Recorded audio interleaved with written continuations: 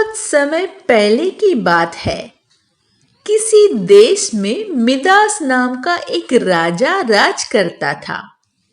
राजा Midas बड़ा ही लालची था, क्योंकि वह अपनी पुत्री को छोड़कर अगर कोई दूसरी वस्तु संसार में उसके लिए प्यारी थी तो बस सोना।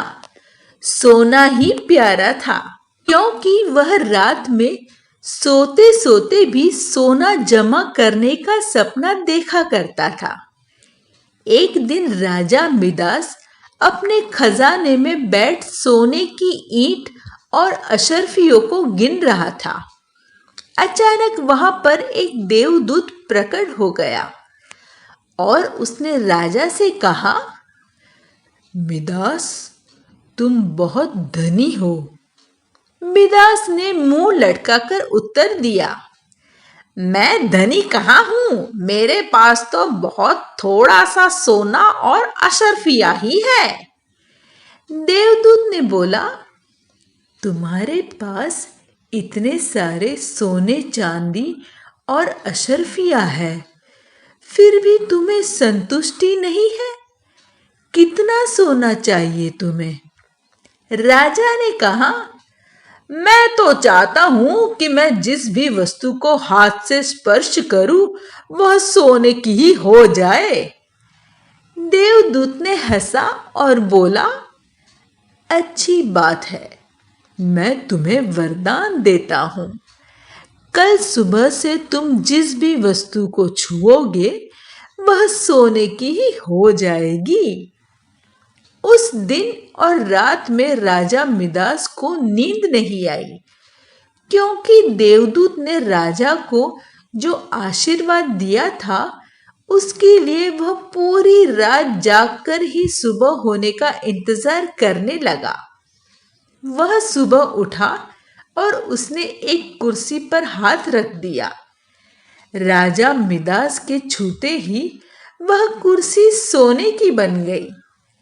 इसके बाद उसने एक मेज को छुआ तो वह भी सोने की बन गई।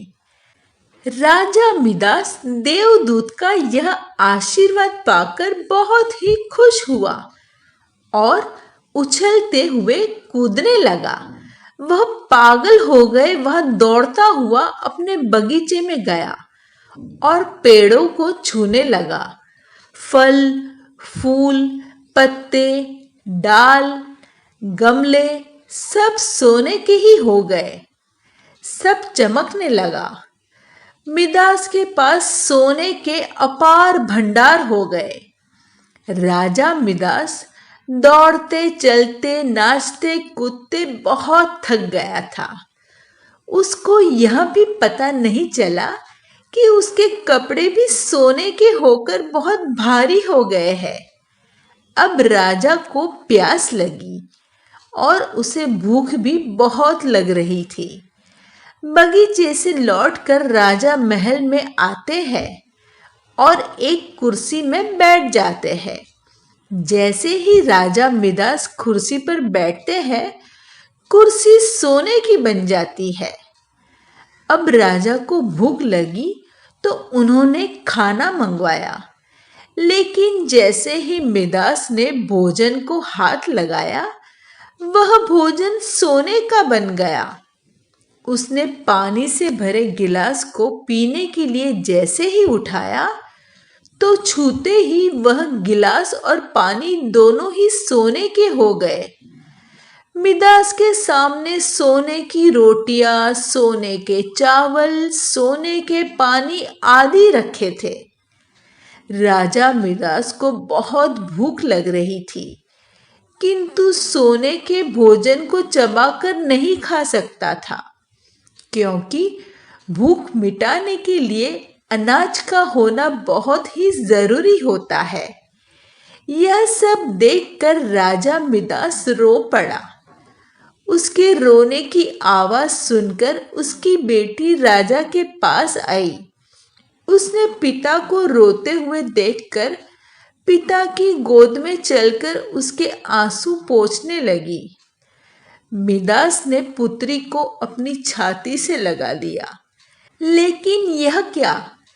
मिदास ने पुत्री को अपनी छाती से जैसे ही लगाया तो उसकी पुत्री भी सोने की मूर्ति बन गई और उसकी पुत्री इतनी भारी हो गई थी कि उसे गोद में से नहीं उठा पा रहा था।